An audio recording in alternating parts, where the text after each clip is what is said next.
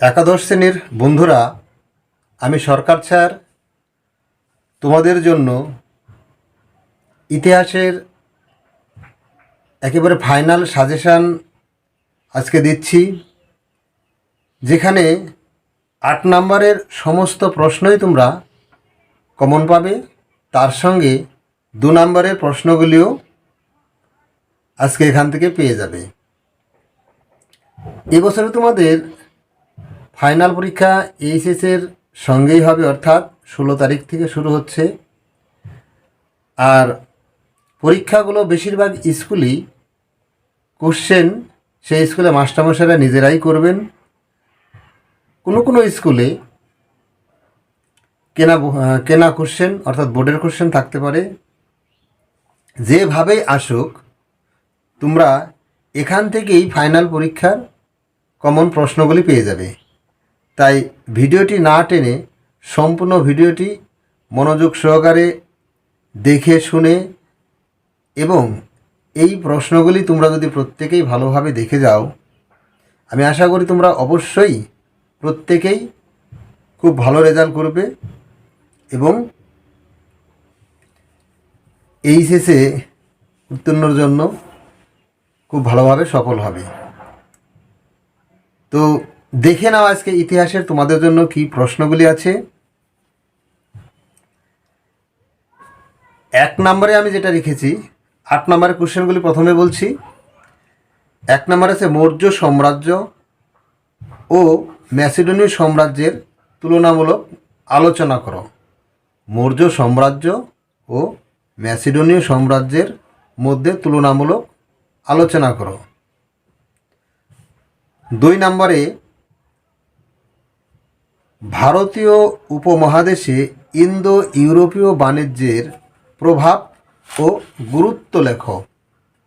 Indo ইউরোপীয় বাণিজ্যের প্রভাব ও গুরুত্ব লেখো। 3 নম্বরে কৌটিল্যের অর্থশাস্ত্র ও জিয়াউদ্দিন বারনির ফুতোয়া-ই জাহানদারির যে রাষ্ট্রনীতিগুলি আলোচিত হয়েছে সেটি নিজের ভাষায় আলোচনা করো বা সেগুলি আলোচনা করো।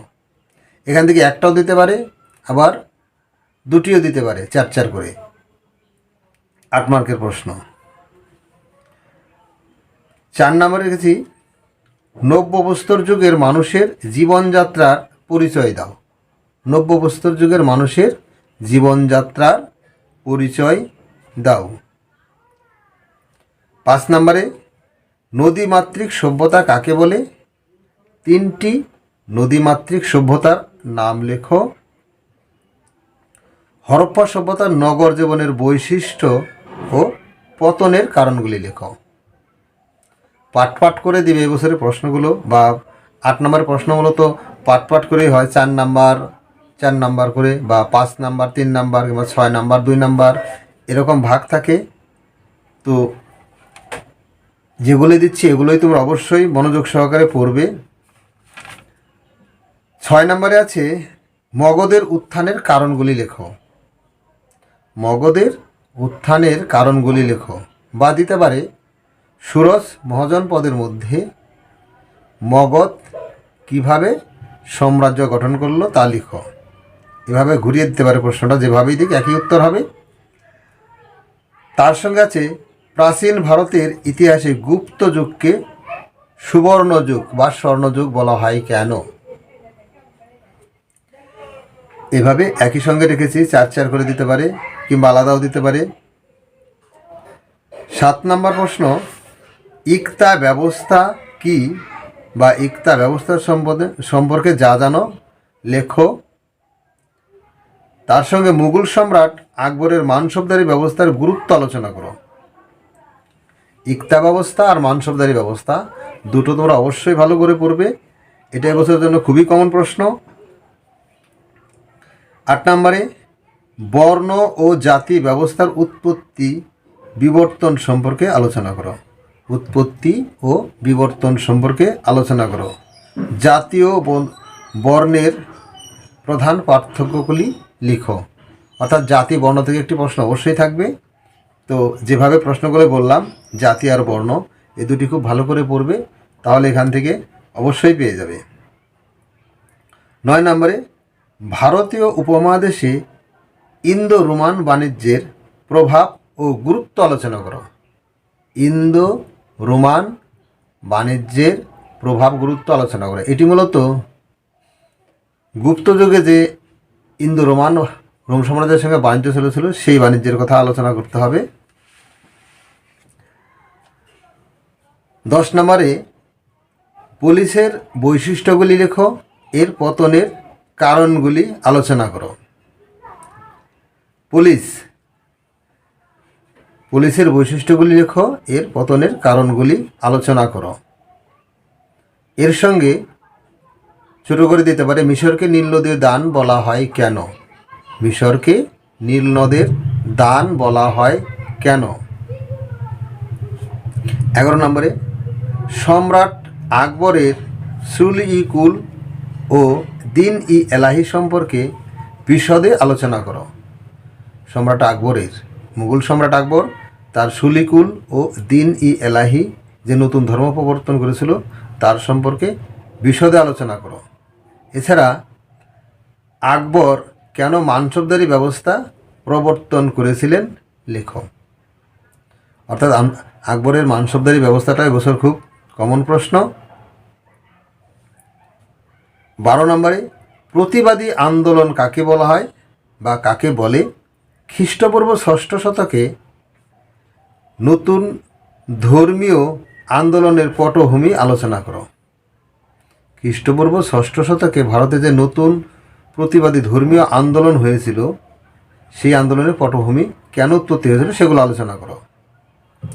13 নম্বরে প্রাচীন মিশরের নেতারতিথি ও ক্লিওপেট্রার কার্যবলীর পরিচয় দাও। প্রাচীন মিশরের ক্লিওপেট্রা এবং নেতারতিথির কার্যাবলীর পরিচয় দাও। 14 নম্বরে মধ্যযুগীয় ভারতীয় ইতিহাসে সুলতানা রাজিয়া ও নূরজাহানের অবদান আলোচনা করো। মধ্যযুগীয় ভারতের ইতিহাসে সুলতানা রাজিয়া ও নূরজাহানের অবদান আলোচনা করো। 15 নম্বরে পারস্যের ক্ষত্রবর্তী ও চীনের ম্যান্ডারিনের বিবরণ দাও।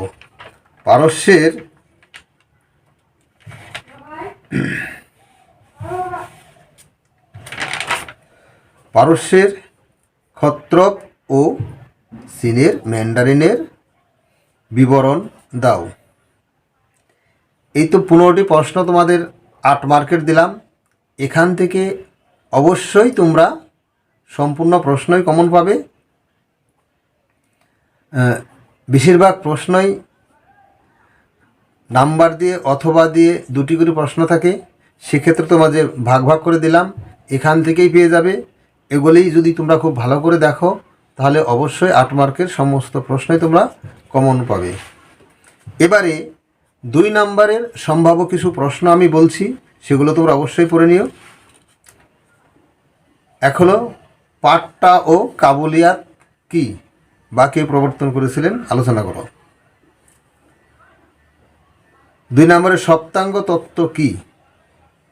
সুল-ই-কুল, দাগ ও হুলিয়া। 5 নম্বরে কে কবে প্রথম ভারতে আসার জলপথ আবিষ্কার করেন? 6 নম্বরে ইতিহাস পুরাণ কি? ইতিহাস পুরাণ কি? অক্টোপলিস বলতে কি বুঝো লিখো। অক্টোপলিস।